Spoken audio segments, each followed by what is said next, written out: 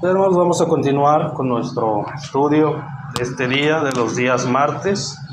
Vamos a estar viendo este tema que habíamos titulado Los otros evangelios, viendo, ¿verdad?, algunas ideas prácticas que convierten a otros lugares que también se hacen llamar iglesia en predicadores de un evangelio diferente, corrupto, ¿verdad?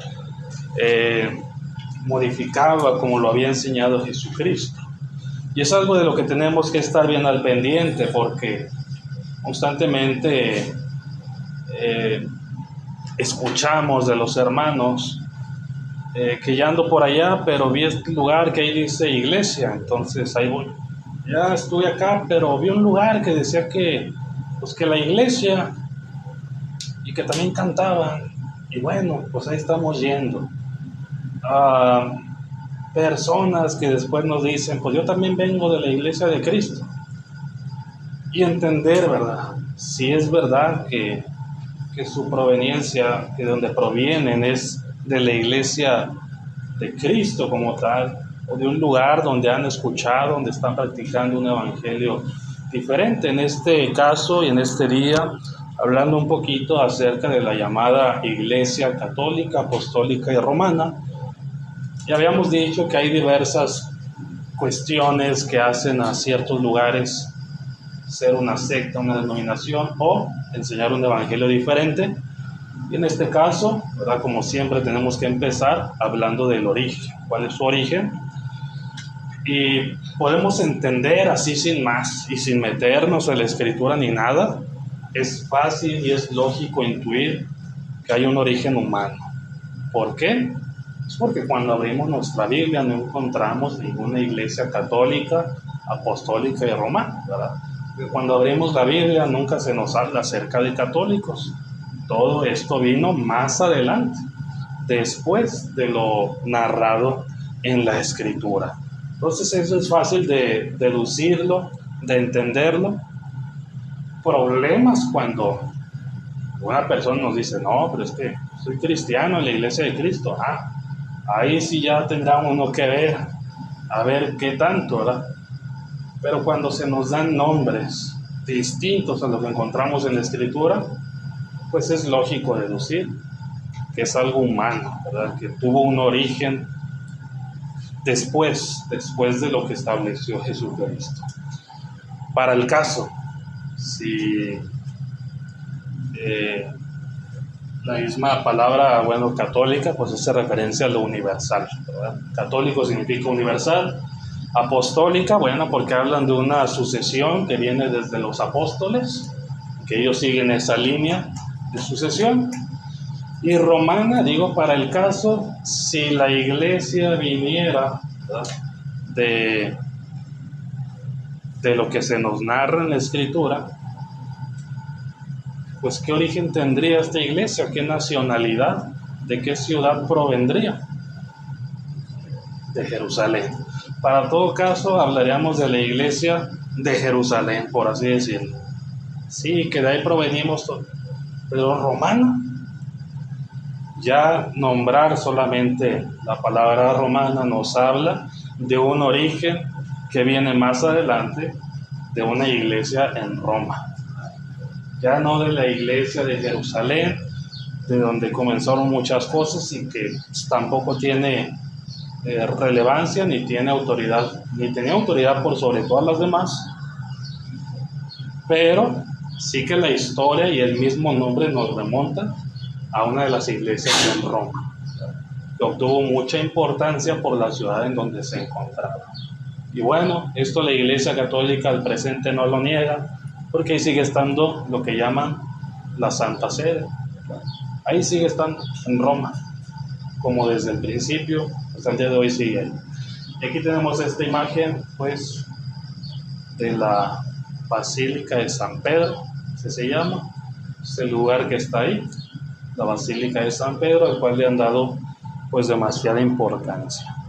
Pero hablando un poquito acerca del origen, quiero mencionar lo que ellos mismos afirman de sí mismos como iglesia. Para esto nos vamos un poquito, sin meternos mucho, a lo que es el catecismo de la Iglesia Católica, que lo tenemos aquí puesto para que ustedes también lo puedan leer, en dónde exactamente está puesto esto. El catecismo de la Iglesia Católica pues está larguísimo, larguísimo. Yo sé que muchos católicos no lo conocen plenamente, de manera completa, pero en esta parte dice esto: Cristo, al instituir a los 12, haciendo referencia a los 12 apóstoles, formó una especie de colegio o grupo estable y eligiendo entre ellos a Pedro, lo puso al frente de él. Puso a Pedro al frente de este colegio o al frente de este grupo estable. ¿A qué se refiere con grupo estable? Un grupo elegido que tenía que seguir, que después de esos 12 había que elegir a alguien más que tomara su lugar y así. A eso se refiere. Y nos citan un documento que ahorita vamos a ver en el punto 19. Así como por disposición del Señor, San Pedro y los demás apóstoles forman un único colegio apostólico.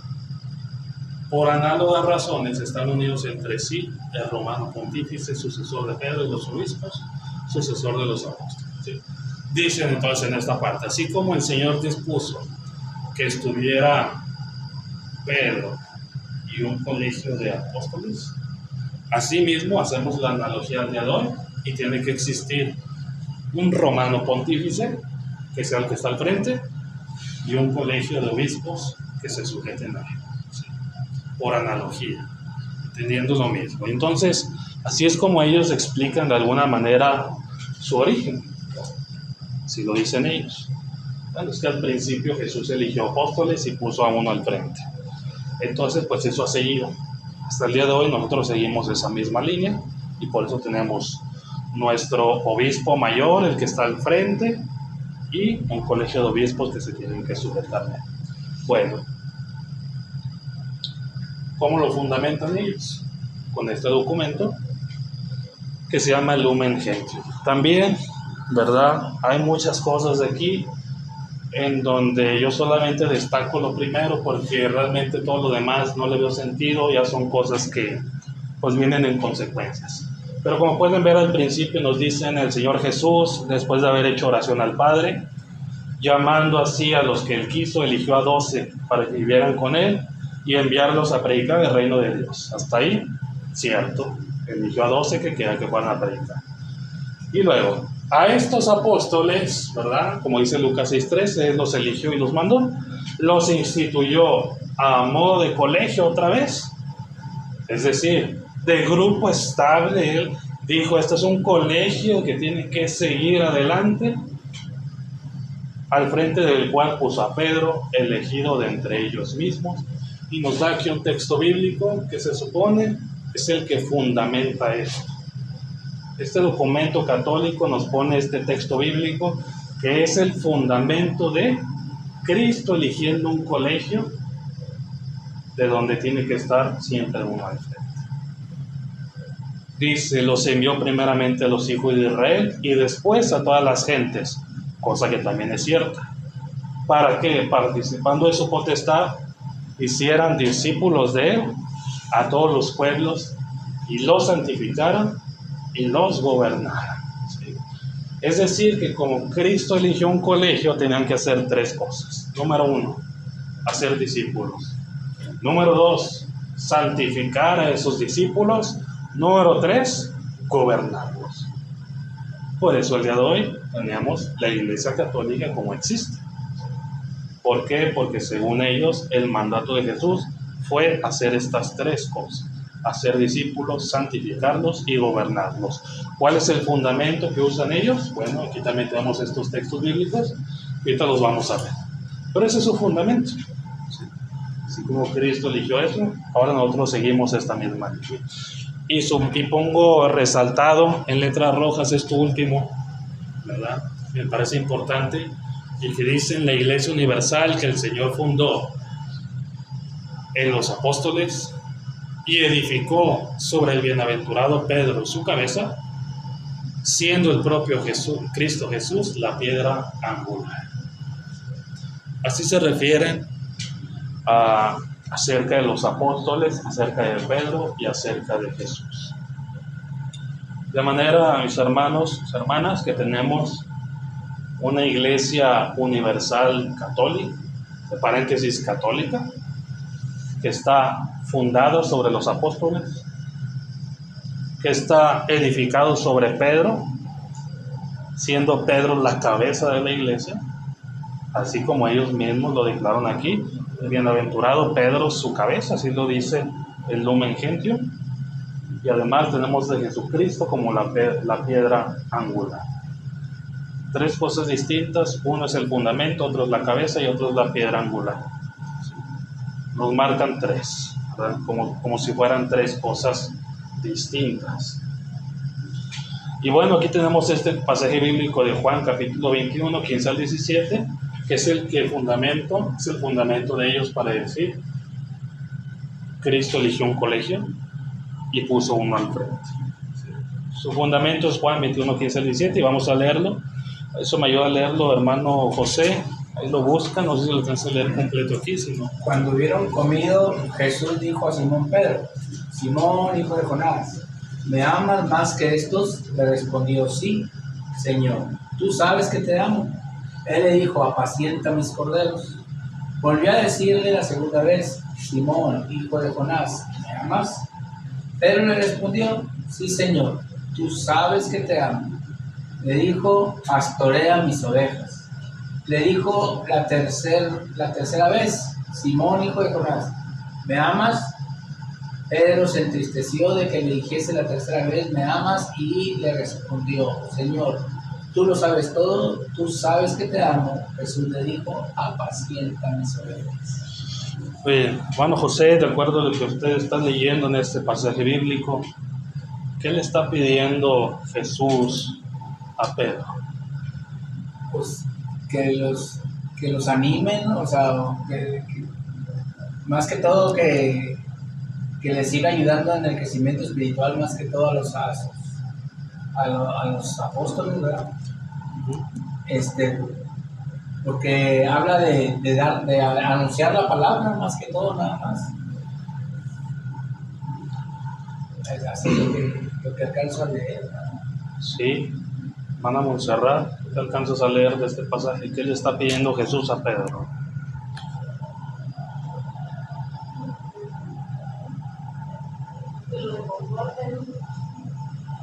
Que lo reconforte. ¿Qué le está pidiendo, hermana Patti, Jesús a Pedro? Se podría decir también que le está pidiendo que le demuestre amor, ¿no? En las cosas que él ordenó. A ver, déjenme escuchar a la hermana Patti.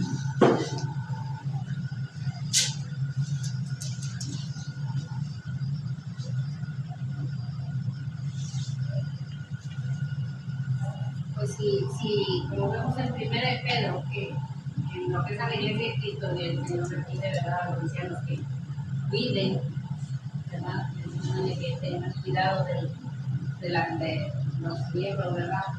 Me imagino, lo relaciono de que le está pidiendo a los niños, le está pidiendo que cuiden de ellos. Sí. Eso es apacentar, ¿no? ¿Qué es apacentar? Cuidar. Haciendo referencia a las ovejas, alimentarlas, darles el alimento, las ovejas. ¿Qué le está pidiendo Jesús a Pedro? Pues apacentar a sus ovejas. Hombre, 3 veces se lo repitió. Entonces una cuarta, pues apacentar a sus ovejas, cuidar de sus ovejas, cuidar del rebaño, ¿verdad? ¿No, María? Yo entiendo ese texto como lo que viene a ser Pedro más adelante, ¿verdad? Que fue anciano, que fue el pastor de la iglesia. Yo siento, ¿verdad?, que Jesús ya tenía en mente el trabajo que Pedro iba a hacer, ¿verdad? Por eso le cambia el nombre, ¿verdad? No sé qué, pero yo entiendo como que Pedro le estaba diciendo: vas a hacer el trabajo de cuidar las ovejas, pon atención a las ovejas. Todo lo que tiene que ver con el pastoreado, ¿verdad? Yo entiendo como que él tiene que hacer referencia. Pedro, más adelante, va a ser pastor. Pero en pocas palabras, cuida a los hermanos, por ellos. predicas, enseñas, cuidas, guías. Bueno, imagínense al hermano Gamaliel que se me acerque a mí y me diga, oye, cuida de mis hijas. ¿A qué se referirá? ¿Ya se va a morir? Pareciera, ¿verdad? Como que me estaba diciendo, me voy a morir y me gustaría que hubiera alguien ahí como que viendo por ellas. Pareciera, ¿verdad? Dice Elisa, ¿tú qué entenderías si tu esposo me dijera eso? Tiene una preocupación por ellas, ¿verdad? Diría yo, pero pues cuida tú de ellas. ¿Qué me dices a mí? No sé, a lo mejor, ¿qué sentirá el hermano Gamaliel conmigo? Mejor confianza. Mejor dices que yo tengo confianza contigo. Tal vez Gamaliel está sintiendo que le va a pasar algo o está previendo un tiempo en el que va a estar lejos, va a estar ausente. ¿Cómo está César? Tendría que ver, ¿verdad? Pero que me diga, cuida de mis hijas, pues yo entendería que me está pidiendo que a lo mejor en su ausencia o en ciertos momentos yo vea por ellas. ¿Quién entendería que de eso que me está pidiendo, es que me está diciendo que ya no me case contigo, ¿no? Me está diciendo que ahora me case con Elisa? Mira, Monse, no, te dijo, cuida a mis hijas.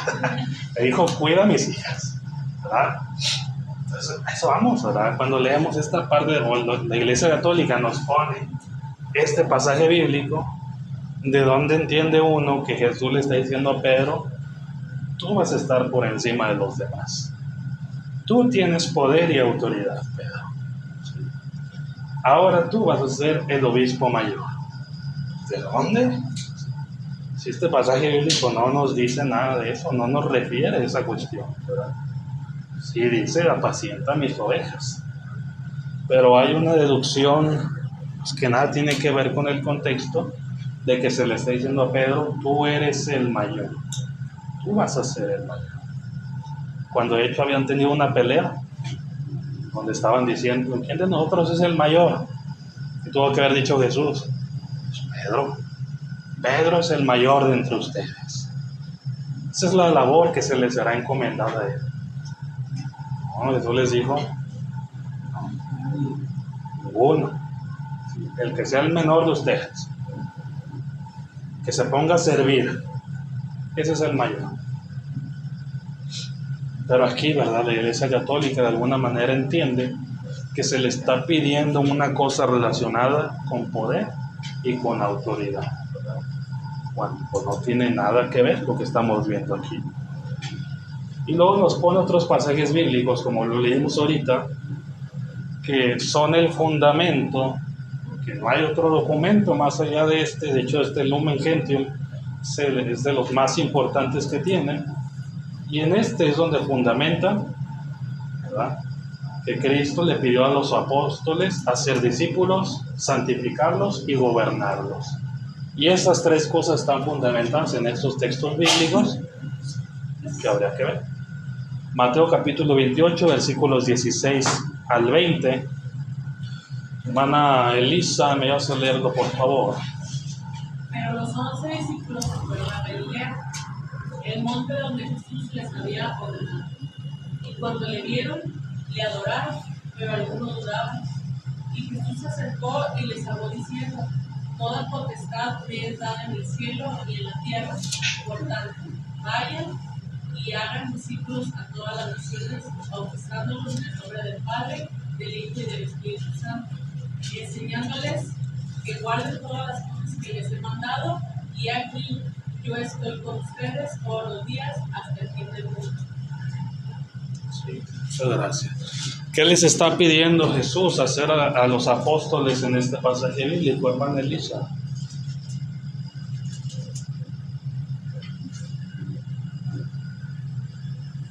Pues en resumidas cuentas es que continuaran haciendo discípulos y van a hacer el trabajo que les había ordenado. Hagan discípulos, dice ahí, ¿verdad? Dice tal cual, hagan discípulos. ¿Cómo lo iban a hacer? ¿Cómo iban a hacer estos discípulos?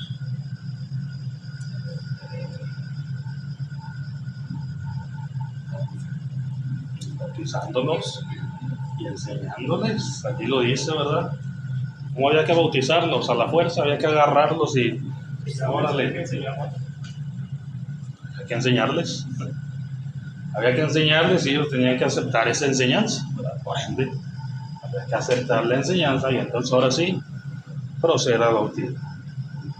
Porque aquí dice el apóstol, porque aquí dice esta parte de Mateo 28, bautícenlos en el nombre del Padre, y después dice el apóstol Pablo, Cristo no me envió a bautizar. ¿Sí los envió o no los envió a bautizar?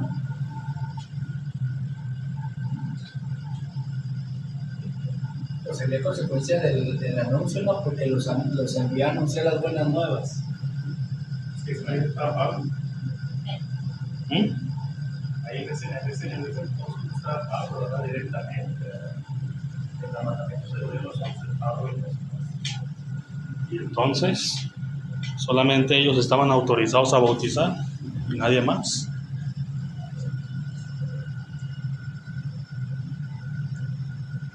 Dice Pablo, Cristo no me envió a bautizar, a mí me envió a predicar. Y aquí dice, bautícenlos. Porque tenían que entender, no nada más los envió a bautizar a la gente, pero enseñar.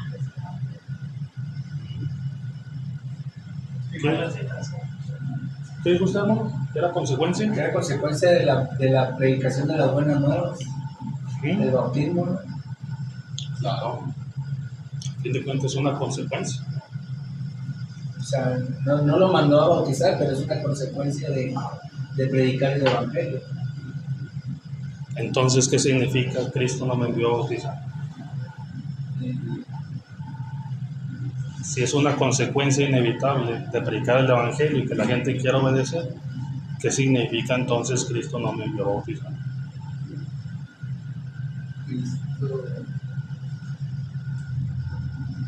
Ahora ya, hermana Pati, escribiendo la mente. Porque no me envió meramente la vamos a bautizar.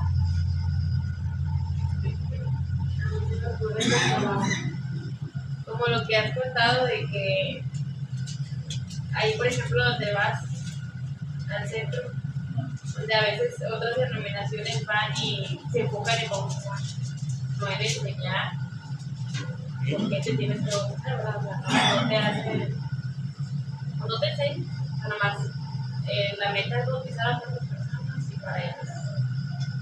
Es que Pablo le decía con un propósito, ¿no? Pablo le decía porque yo lo entiendo así.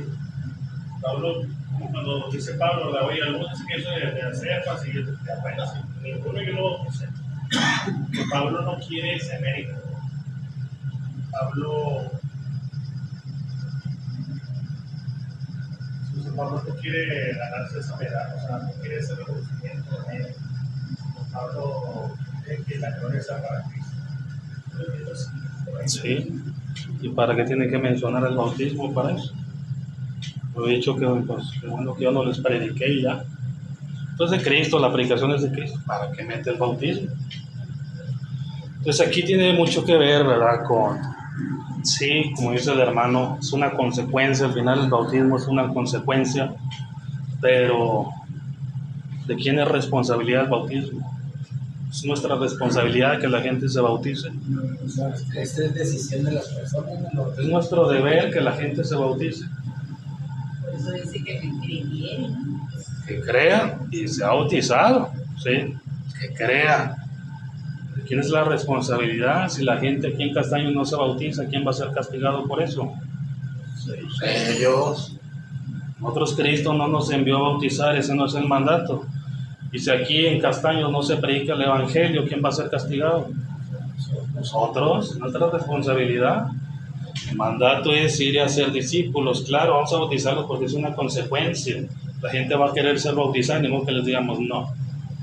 No, nosotros nomás predicamos. No, pues hay que bautizarlos.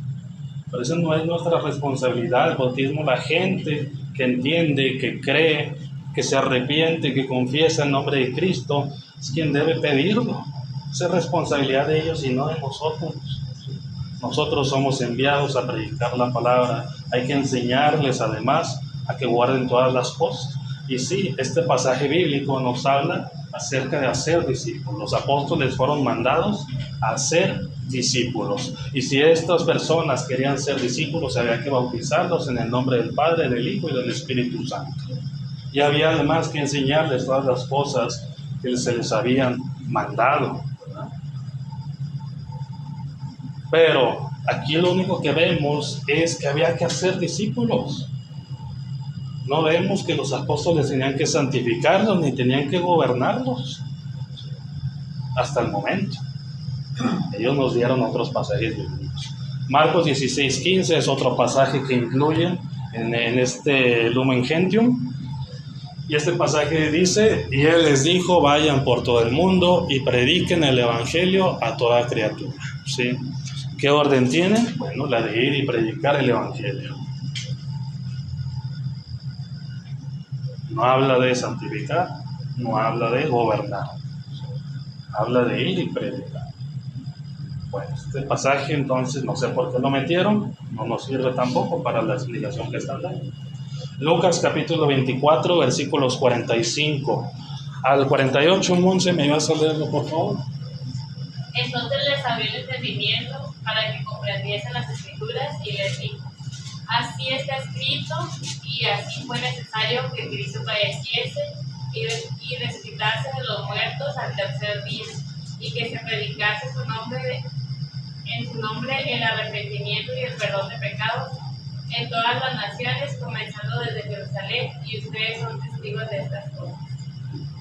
Entonces dice, ustedes son testigos de estas cosas. Lo demás, pues, es lo mismo que predicamos nosotros, que Cristo padeció, que fue muerto, que resucitó al tercer día, el arrepentimiento, el perdón de pecados, ¿sí?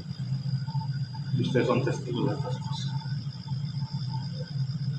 Bueno, ¿y qué nos habla este pasaje bíblico? ¿Qué nos habla, hermana Monse? Eso. Pues eso y nada más. Pero pues sí, es lo que hizo Cristo, pero ahí lo que no, mi duda es si son testigos de estas cosas, se lo decía a los apóstoles. Los apóstoles y los judíos, A los que habían presenciado. que también era la profecía que se les ha dicho desde el Antiguo Testamento, y ustedes me serán por testigos en toda la tierra. ¿Quiénes? Los apóstoles y los judíos. Todos ellos presenciaron. Entonces preguntamos allá en Asturias también. En ese sentido, nosotros somos testigos de lo que hizo Jesús. Somos testigos de los milagros que estuvo haciendo. Pues si lo hablamos de esa manera, pues no, esa profecía no habla de nosotros. Habla de ellos. Habla de nosotros como testigos. No habla de nosotros como quienes debemos de andar dando testimonios. Testimonios hablaba porque ellos iban a ser testigos. Y ellos lo fueron.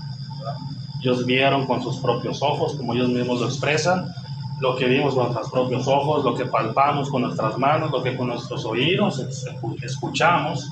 Sí, en ese sentido sí son testigos, ellos lo vieron, ellos lo escucharon. Nosotros como cristianos y ahora, pues en ese sentido no somos testigos, ¿verdad? No somos testigos de nada. Podemos ser testigos de lo que Dios hace en nuestra vida, pero para el caso nosotros no predicamos nuestras propias vidas, ¿verdad? Nosotros predicamos la palabra de Cristo. Entonces aquí solamente le está diciendo eso: ustedes me serán testigos de estas cosas.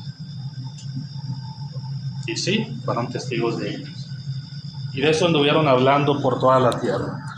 Y esto que tiene que ver con santificar a las personas, con gobernarlos, pues nada. Este pasaje bíblico no tiene nada que ver con eso. Y el último es Juan capítulo 20, versículos 21 al 23. Me va a leerlo, hermana Patti, por favor.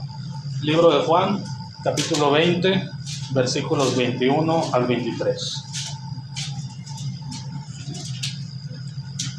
Entonces Jesús les dijo otra vez: haz a vosotros, como me envió el Padre, así también yo os envío. Y habiendo dicho esto, doctor les dijo: recibid al Espíritu Santo.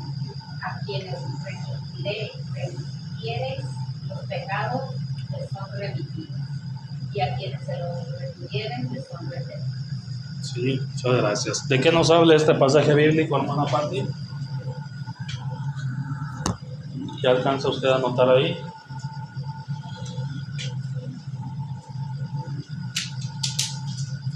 El Padre los envió, eso también no es lógico. Así como dice ahí, así explíquelo. Así como el Padre me envió, así yo también los envío. Sí. Necesito a alguien que esté yendo a predicar este mensaje. Les dijo, recibieron el Espíritu Santo. Recibieron el Espíritu Santo, no sucedió en ese mismo momento, como sabemos, sucede más adelante, en Hechos capítulo 2, en el Pentecostés, que algunos hablan de que todo el mundo recibe el Espíritu, ¿no? Una promesa, era algo para los apóstoles. Ellos iban a recibir al Espíritu. No fue todo el mundo recibiendo el Espíritu Santo, sino solamente los apóstoles, ¿verdad? Les está diciendo que va a suceder esto, no en este preciso momento. Y si les dice, a quienes remitan los pecados les son remitidos, quienes los retengan, sus pecados les van a ser retenidos también. ¿De qué nos habla esto? ¿Tenían los apóstoles alguna autoridad especial diferente a otros cristianos?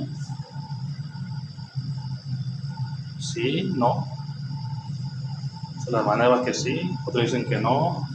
En este caso, como la Iglesia Católica lo nombra, no. Okay. No en cuanto a eso. Sí. Yo digo que más que todo era de cómo Pedro les descubrió que habían pecado contra Jesús, ¿no? En el sermón. O sea, que cómo ellos cometieron el pecado de haber consentido con la muerte de Cristo. O sea, cuando dice remitir pecados, era que las personas se dieran cuenta que habían pecado, ¿no? No tanto decir, voy y me confieso para que descubres mis pecados y me los perdones en nombre, o sea, no, nada que ver. Pienso que era más que a la hora que supiera la verdad, tú te dieras cuenta que estabas en pecado, que estabas mal comprendido. Que de pronto se lleva para allá, ¿no? La confesión de los pecados ante alguien. Pero bueno, realmente no nos está diciendo esto, ¿verdad? Tendría uno que investigar más, tendría que meterse más, a ver a qué se está refiriendo aquí, ¿verdad? Pero aún hablando de esto, este otro pasaje bíblico tampoco nos dice que tienen que hacer discípulos, aunque un pasaje antes sí lo dice, pero no habla tampoco de santificarlos y no habla de gobernar a la iglesia tampoco. ¿Qué dices que quieres decir eso? Lo de remitir, todo eso. Remitan pecados. Bueno, yo no quiero profundizar en esta parte porque realmente no tiene mucho que ver. Sí, tiene que ver con lo que pasó el día del Pentecostés, ¿verdad? Acerca de la remisión de los pecados, retenerlos. Luego hizo otro pasaje bíblico a quien todo lo que atares, ¿verdad? Sobre la tierra, ser desatado. Sí. Lo que yo he entendido aquí es que a fin de cuentas vamos a decir, a fin de cuentas literalmente los apóstoles tenían las llaves de la entrada al cielo. ¿En qué sentido? En el sentido de la predicación. El que creyere y fuera bautizado será salvo, mas el que no creyere será condenado. ¿Cómo van a crear lo que no han escuchado? ¿Cómo van a ser salvos si no saben de qué van a ser salvos? Entonces yo lo he entendido aquí como que esto les dice, de ustedes depende en cierta manera que escuche la gente y se salve, porque si no los escuchan, sus pecados van a estar ahí con ellos. Como cuando Pablo dijo, yo conocí el pecado a través de la ley. Si yo no hubiera sabido la ley, no hubiera sabido que estoy pecado, pero como conocí la ley me di cuenta de que era pecado y por eso ahora me arrepiento. Entonces yo creo que Cristo, ¿verdad? Y les dice, ustedes los he mandado a predicar y todo aquel que escuche y obedezca, pues sus pecados van a salir de él, pero aquel que no escuche, sus pecados van a estar con él. Claro. Los pecados los van a retener. Entonces no... De ustedes depende. Sí, digo, no es difícil llegar a este tipo de conclusiones, ¿verdad? Acerca del trabajo que ellos iban a hacer y las consecuencias que iba a tener sobre la gente, ¿verdad? Si predicaban, eso sí iba a abrir las puertas al reino. si predicaban, eso iba a poder hacer que se perdonaran los pecados por parte de ellos, ¿verdad? No está diciendo que ellos son los que iban a perdonar los pecados, sino que iban a poder encontrar esa remisión de los pecados, ¿verdad? ¿En quién? Pues en la sangre de Cristo, así de simple y sencillo. Sin embargo, como les digo otra vez, pues simple y sencillamente no es un texto que nos hable de santificar ni de gobernar a la iglesia, así nada más, ¿verdad? Sí que había una autoridad en especial en ellos, pero dice que Cristo los escogió y los escogió para algo en especial que deben hacer con la gente. Pues claro que había una autoridad especial, pero no se llama, no una autoridad como lo maneja la Iglesia Católica, porque como ellos lo definen, la verdad es que no lo basan en la Biblia. Y yo podría ir sacando más y más cosas que estuve leyendo toda la tarde. La carta de Clemente a los Corintios, la carta de, no sé quién, se me olvidó cómo se llamaba, otro que en el siglo II escribió también a una de las iglesias, y en donde basan muchas de estas cosas, ¿verdad?, que ellos fundamentan. Bueno, el que quiera creer en todo eso, pues adelante, ¿verdad? Pero aún ellos, si lees con detenimiento sus cartas, pues tampoco están hablando de nada de lo que la Iglesia Católica afirma, sino que ellos le dan su propia interpretación. Si estos hombres, en sus cartas, que no eran inspiradas por el Espíritu Santo, pero que decían que había una sucesión, una tradición de los apóstoles, pues una tradición ¿de qué? De su enseñanza, ¿sí?, de su enseñanza de los apóstoles. Para eso, nosotros mismos también seguimos esa misma tradición y esa misma sucesión de los apóstoles, porque lo mismo que enseñaban ellos, nosotros lo enseñamos. ¿Cómo lo entiende la Iglesia Católica? Una sucesión de poder, no de enseñanza, de poder, ¿sí?, de que alguien se le puso en el poder y entonces los únicos que tienen poder, autoridad, son los que han seguido, Pero eso es una interpretación que le dan ellos, porque estas cartas que mencionan, que uno las puede encontrar en internet, no dicen nada de eso, ¿verdad? Pero bueno, son documentos del Vaticano, ellos mismos ahí le van metiendo su propia interpretación.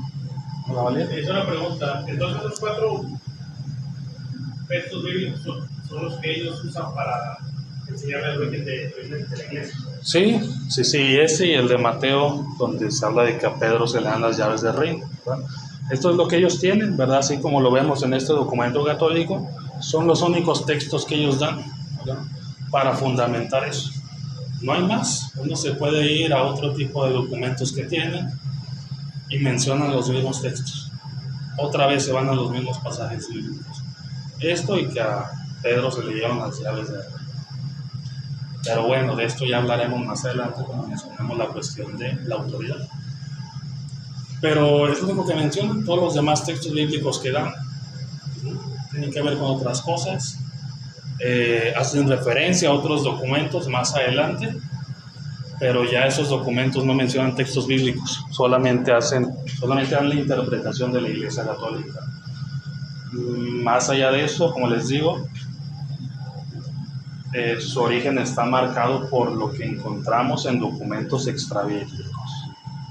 Por ejemplo, desde esta carta de un obispo de Francia, que él no se hace llamar papa, que él no se hace llamar nada de nada, solamente dice que hubo una sucesión apostólica, una sucesión desde Pedro, que Pedro sucedió o le entregó esa sucesión a Lino, un cristiano que se menciona en la segunda carta a Timoteo, y ese Lino a otra persona que no me acuerdo cómo se llama, y esa a otro que se llama Clemente.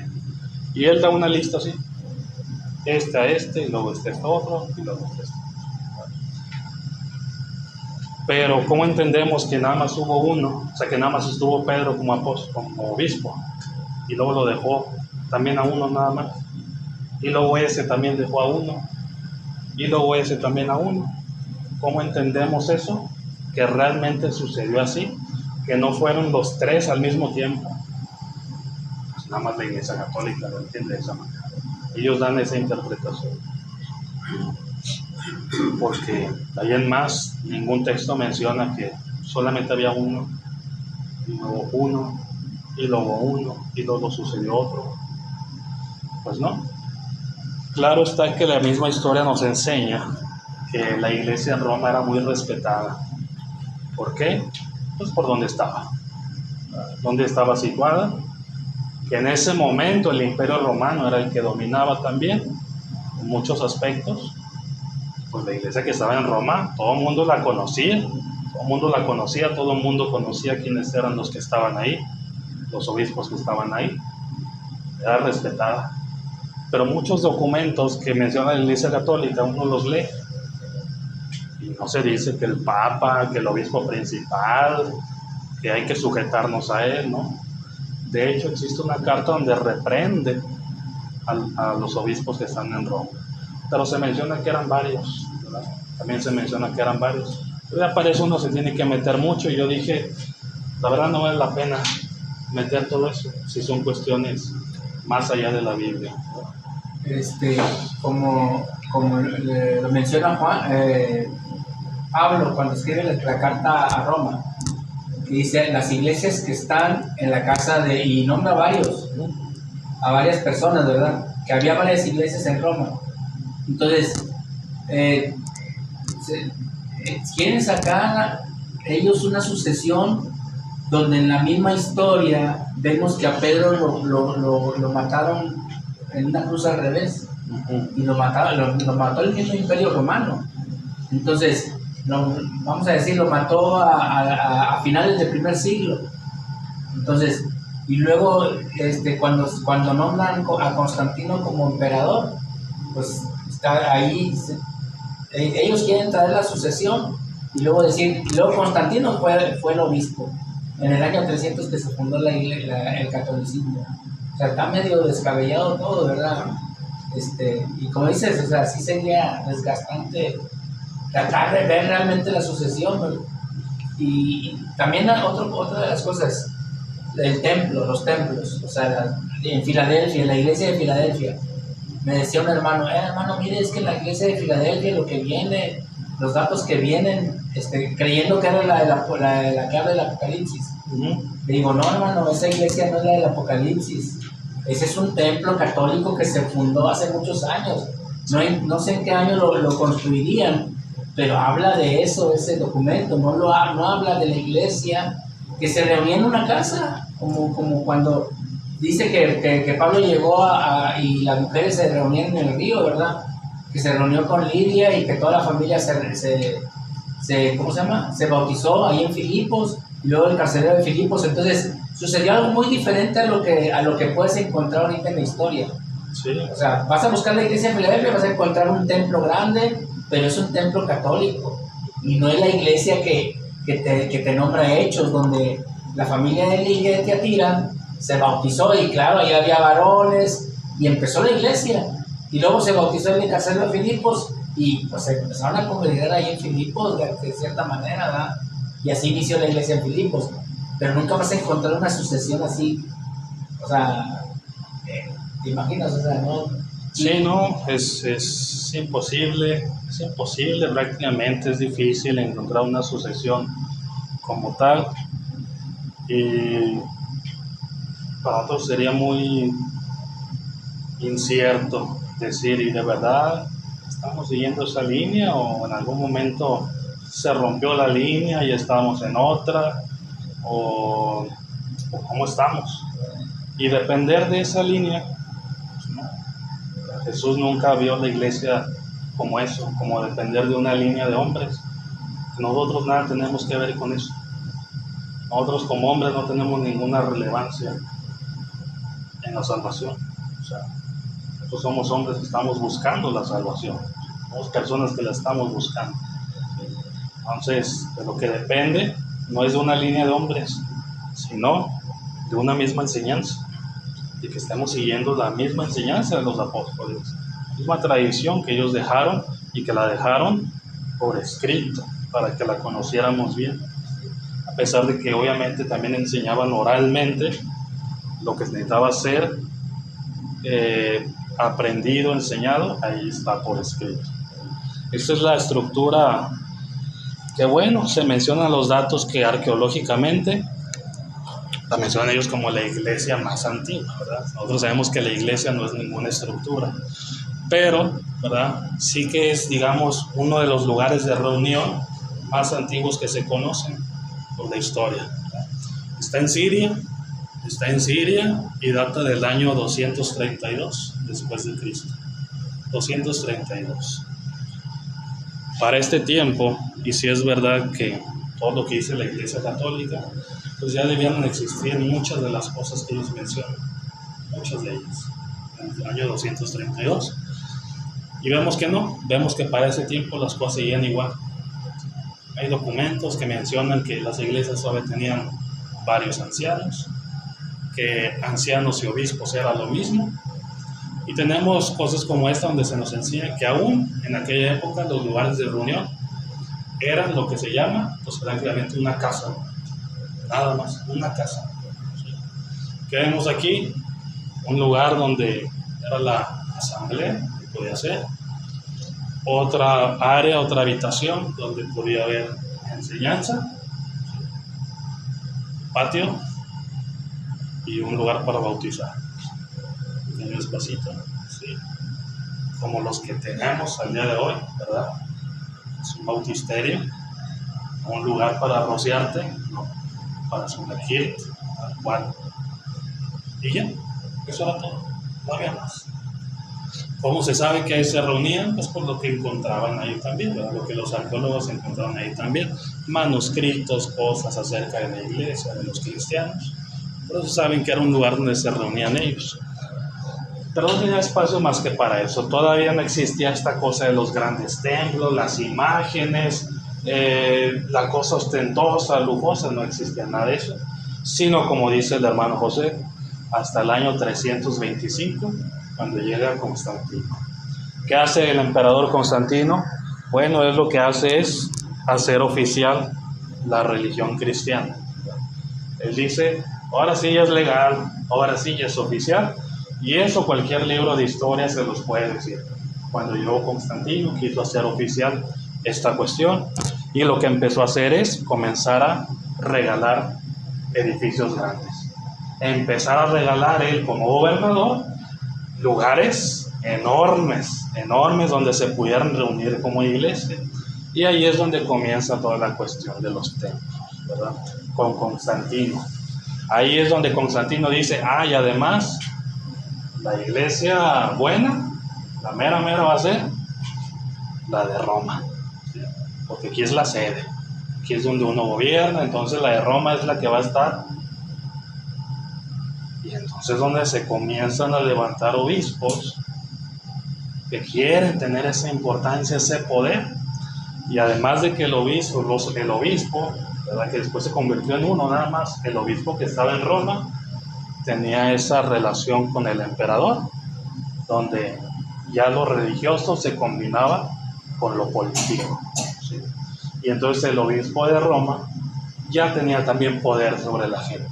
Ya no era nada más una cuestión religiosa, sino una cuestión política, ¿sí? Porque todo lo que vemos al día de hoy, el Papa como jefe de Estado, alguien con poder político, usted en la Biblia no lo va a encontrar. Algo que sucedió después, ¿verdad? La misma enciclopedia católica reconoce que esta cuestión del Papa, de los obispos, arzobispos, cardenales, no existía para tiempos bíblicos. La misma enciclopedia católica lo reconoce. Solamente que ellos dicen, es que hay cosas que existen antes de nombrarse. Es que todo eso de los arzobispos, cardenales, el Papa ya existía, nomás que no se le había puesto nombre. Así lo dicen ellos, ¿verdad? Pero lo reconocen que nada de eso existía para este tiempo, que era pues, prácticamente lo mismo, ¿sí? Y dicen, la conclusión a la que se ha llegado está más allá de toda duda razonable por el testimonio de la era subapostólica. ¿Qué significa esto? Que todo lo que tenemos como testimonio de que la Iglesia Católica es la verdadera, de que todo esto debía ser de esta forma, es lo que existe después de la Biblia, de la era que siguió después de los apóstoles. por todo lo que se escribió después es que entendemos que sí, que la cosa iba por ahí. Pues sí, pero tendríamos que salirnos de la Biblia. Tendríamos que irnos más allá de lo que ha pedido Dios en su escritura. Y solamente terminamos con esta imagen, diciendo que una vez que Constantino hace oficial la religión cristiana, estos obispos, quienes levanten como obispo principal en Roma, lo único que hacen es comenzar a copiar lo que veían en la corte romana. Si en la corte romana usaban distintos atuendos y hechos de cierta manera, ciertos colores, la iglesia comenzó a copiar. Unos sacerdotes de una forma, unos obispos de cierta manera, vestidos así. Este trono que tenía la corte romana, la iglesia católica lo copia. También lo trae para con ellos. El obispo que va a ser nuestro obispo principal, pues hay que ponerle un trono, algo así bonito, algo así donde él esté y lo veamos así en eminencia. Y ya, lo copia. Y así como la corte romana estaba llena de figuras, imágenes de personajes importantes, la iglesia católica comienza a hacer exactamente lo mismo. ¿Sí? Empieza a llenar sus espacios de figuras importantes de la Biblia, figuras importantes para ellos, y hacen exactamente lo mismo. Por eso es que el día de hoy vemos que los templos católicos se han alejado, porque empezaron a copiar en los tiempos de Constantino lo que hacía la corte romana imperial. ¿Sí? Es nada más eso. Estaba el uso de incienso también, estaba la liturgia que utilizaban, que si los instrumentos a veces y todo eso, y pues comenzar a convertir la iglesia en una institución, ¿verdad?, de este tipo. Hasta aquí, digo, no sé si hay algo que no quedó comprendido, que haga falta profundizar más adelante acerca del origen, ¿verdad? No más, no sé, yo no he investigado, pero en el sumo sacerdote, cuando da las especificaciones en el Éxodo, le dice, el sumo sacerdote va a tener esta vestimenta. Y luego dice que le harás una diadema de oro que diga santidad a Jehová o algo así, escogido de Jehová. Y no quiero imaginar que en el gorro en la cachucha del Papa, La cachucha. que también diga santidad a Jehová.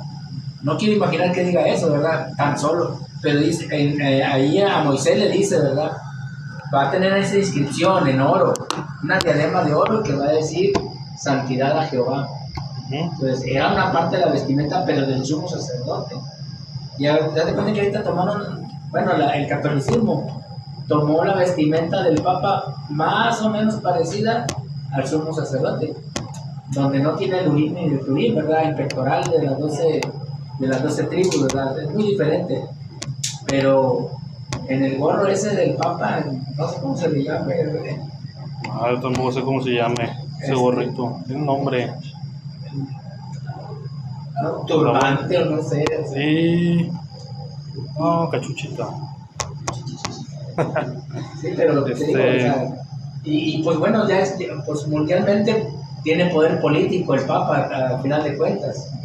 O sea, es un jefe de Estado que visita a los países, ¿verdad?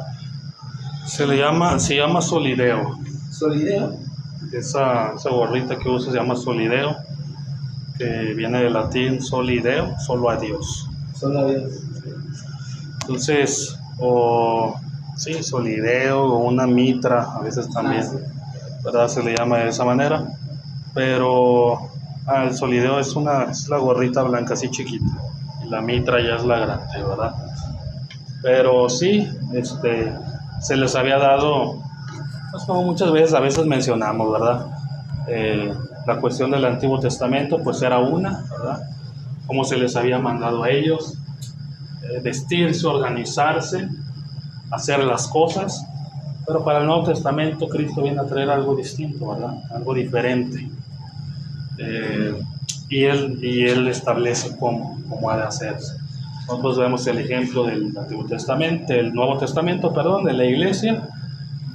Muchos historiadores hablan de ello, tal vez más adelante lo veamos. Y pues no existía cuestión tal como el día de hoy, arzobispos, padres, cardenales, no había vestiduras especiales, no había instrumentos, no había incienso, no había imágenes, no